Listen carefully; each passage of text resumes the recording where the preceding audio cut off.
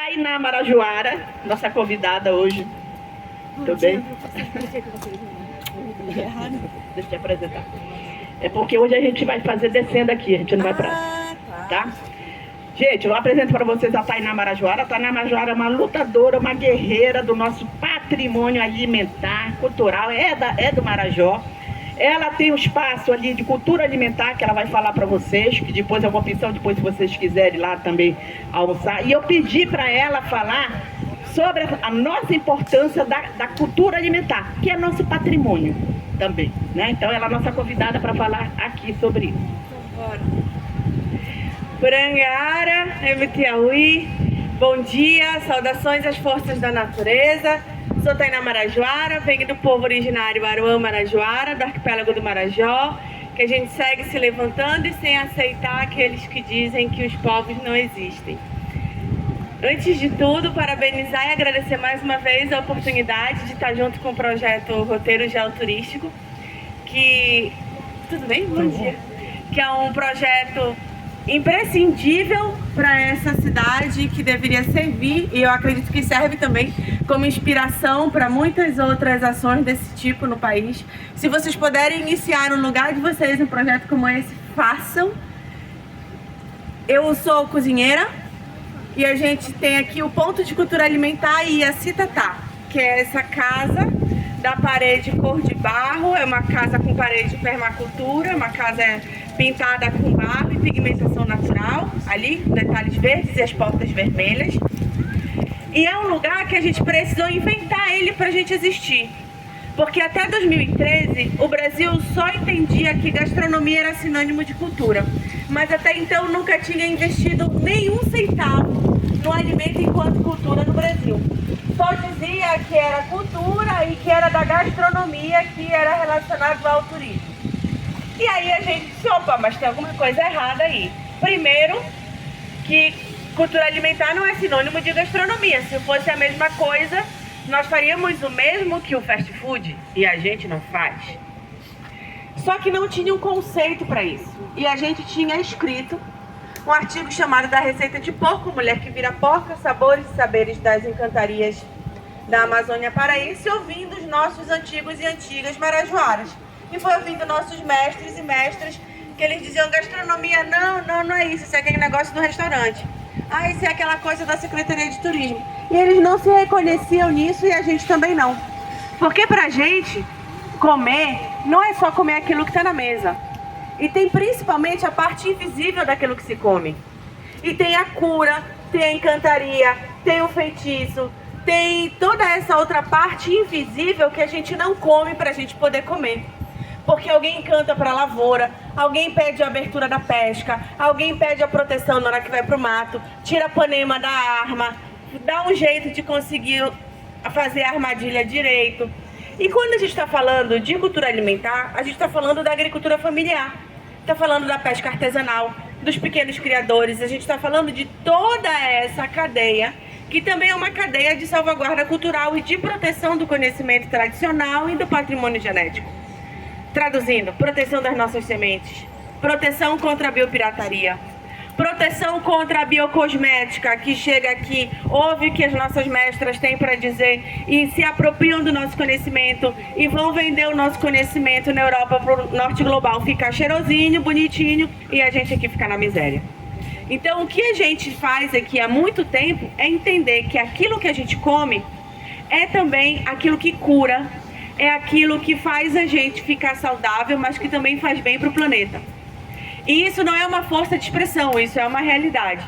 Eu vou dizer para vocês, gastronomia, né? Gastronomia é o estudo do gastro. Então, quando a gente está falando nessa composição de termo, se convenciona que tudo aquilo que se tem para comer faz parte desse sistema alimentar. Só que nem tudo que faz parte disso, ele é um produto cultural, ele é uma prática cultural. Então é a partir dessa distinção que a gente organiza o conceito de cultura alimentar, incide sobre o Ministério da Cultura, sobre o Conselho Nacional de Segurança Alimentar, Conselho Nacional das Populações Tradicionais e faz com que o Brasil reconheça a cultura alimentar como uma expressão cultural brasileira e a partir daí fazer o primeiro investimento na história do Brasil no alimento enquanto cultura. Então é a partir do nosso trabalho que é feito o primeiro centavo da história desse país de dizer sim, o alimento ele também é cultura. Então é a partir daquilo que a gente fez e foi espalhando essa semente aí no país inteiro. E não existiam pontos de cultura alimentar. E a gente fez um ponto de cultura alimentar, incidindo também na Política Nacional Cultura Viva, que é a Política Nacional dos Pontos de Cultura, das culturas populares e dos mestres de cultura, porque até então só se falava em restaurantes, que eram só os restaurantes onde era um lugar que tu chegava para comer aquilo que era da cultura. Só que não é porque tem um ramo de jambu em cima de um tucupi, que ele está ali lotado de aginomoto, de creme de leite, que isso faz parte da nossa cultura. O veneno nunca fez parte da nossa cultura. O agrotóxico nunca fez parte da nossa cultura. O ultraprocessado nunca fez parte da nossa cultura. Foram enfiando aí esse monte de veneno na gente. Da mesma forma como também foram destruindo a nossa língua. E é muito importante a gente falar sobre isso, que na Amazônia, especialmente nas nossas cidades, onde ainda tem essa preocupação, né, com os nossos sabores, que os nossos sabores são sabores inconquistáveis, que o colonizador chegou aqui, ele fez os prédios dele e a gente que disse, não, peraí, mas a minha memória ela tem barro. Deixa eu pintar pelo menos de barro a minha fachada. Então ele chegou, botou os prédios dele sobre a nossa cidade, sobre nossa Mairi Tupinambá, porque o nome desse lugar aqui é Mairi Tupinambá, e antes de ter sido Mairi Tupinambá, era uma extensão do nosso Cascado Marajoara, onde tinham relações aqui nesses lugares. E embaixo de todos esses prédios aqui, existem sítios arqueológicos, então nas escavações, quando alguém vai abrir poço, quando alguém vai fazer alguma coisa, sempre ainda se encontram artefatos. E aí, quando a gente está falando dessas cidades amazônicas e os nossos sabores que são inconquistáveis, porque mesmo que o colonizador chegue aqui, a gente não troca o nosso tucupi, a gente não troca o nosso açaí. Esse negócio de açaí com granola. Aí diz, se vocês gostam de açaí, a gente gosta de açaí. O resto do país eu não sei se gosta, porque coloca tanta coisa naquele negócio que eles chamam de açaí, que não é açaí. Eu acho que esse resto do país não gosta de açaí, não, porque se gostasse não fazia isso, não. Então, quando a gente está falando sobre essa cultura alimentar e dessa destruição da língua, eu vou dar um exemplo para vocês. Vocês sabem, né, quando eu vou falar dos vinhos, né, a pessoa... um vinho tinto, um vinho branco. Aí fala do tinto, esse é Cabernet, eu gosto de seco, eu gosto de doce. Esse é Cabernet, esse é Pinot, esse é Merlot. Aí sabe falar um monte de coisa difícil, tipo yakisoba, camembert, gorgonzola. Sabe diferenciar um mussarela de um parmesão de não sei o que. Ainda que seja aquele negócio nojento no pacote, que aquilo nunca foi parmesão, mas ainda chama aquilo de parmesão. Aí se eu for falar pra vocês que eu vou comer um ticado, que eu vou fazer um muqueado e que a gente tem uma canha-pira,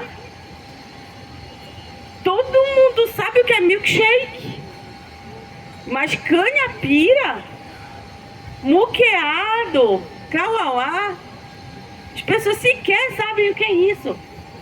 E se eu perguntar aqui, quem toma mingau de carimã? Olha, ela tomou. Alguém toma mingau de carimã? Ah, só o nosso mano ali. E quem deu pro seu filho mingau de carimã? Só 2 ali. Olha só, 3. Não vale mentir. Mas isso era uma coisa comum. Não era pra gente ver 3 pessoas levantando a mão. Isso era pra gente ver assim, uau, todo mundo levantando a mão. Porque é assim que você alimenta as crianças. Não é com aquele mingau de rosa, mingau de azul, mingau de amarelo, que não tem nada dentro. E aí começa a ter um monte de criança alérgica, um monte de criança com problema de pele, com tosse, com uma rinite que não passa nunca. Os pais assim, os avós assim, de repente dizem, não, mas foi Deus, isso é Deus. Ei, rapaz, que Deus? É o Deus do ultraprocessado, é o Deus do capital. Você tem responsabilidade sobre isso. Você tem responsabilidade sobre a sua escolha. Então não adianta tirar e colocar isso para o outro, e ainda mais colocar num outro plano uma responsabilidade que é daqui. E eles têm uma quantidade gigantesca, sabe do quê? de subsídio fiscal, coisa que vocês não têm. Vocês têm desconto na conta de luz? Vocês têm 0% de IPTU? Vocês têm 99% de isenção fiscal? Os agrotóxicos têm, gente, para matar a gente. Então, quando a gente diz não como, não quero, e eu estou ali com o agricultor, comprando da agricultura familiar, a gente precisa entender que o agricultor ele tem uma importância tão grande quanto o médico, quanto o salão de beleza, quanto o barbeiro, quanto o esteticista. Sabe por quê? Porque ele também deixa a gente bonita. Ele também deixa a gente saudável. Quem te deixa bonito e saudável é a agricultura familiar, não é a prateleira do supermercado. E quem vai manter a tua cultura viva é a agricultura familiar. E falando em tempos de COP30, já vou acabar, tá chegando assim, ó. E falando em tempos de COP30, cozinha climática, baixo carbono, só quem faz isso somos nós. As últimas terras que são férteis, as últimas terras que são terras de amortecimento da crise climática global, são os territórios indígenas, são os territórios das comunidades locais. E os únicos alimentos que fazem bem para o nosso corpo e para esse planeta, e que diminui e que ameniza esse sofrimento climático, são os alimentos que vêm da nossa agricultura familiar. E sim, eles são protegidos, eles são cuidados não só por nós, mas pelos nossos encantados. Com saudações às Matintas Pereiras, com saudações aos caruanas, aos abridores de caminho, aqueles que nos protegem os pescoços para as onças não chegarem, e a todos esses para quem a gente canta todos os dias, para quem a gente agradece. Porque se a gente pode comer e se a gente pode tomar banho de rio, vocês podem ter certeza que a gente não faz isso sozinho. A gente só cozinha o que a gente cozinha, com uma casa que é 100% agroecológica, que não tem absolutamente nada da indústria de alimentos, porque a gente também não tem lá quem nos mata. Então não tem um orgânico, porque ele é um orgânico de pacote, ele tem um selo de orgânico, vai ter na nossa cozinha. E a gente faz porque é possível fazer. A gente faz comida para grandes pessoas, para mega eventos, a gente já fez até 4.000 pratos.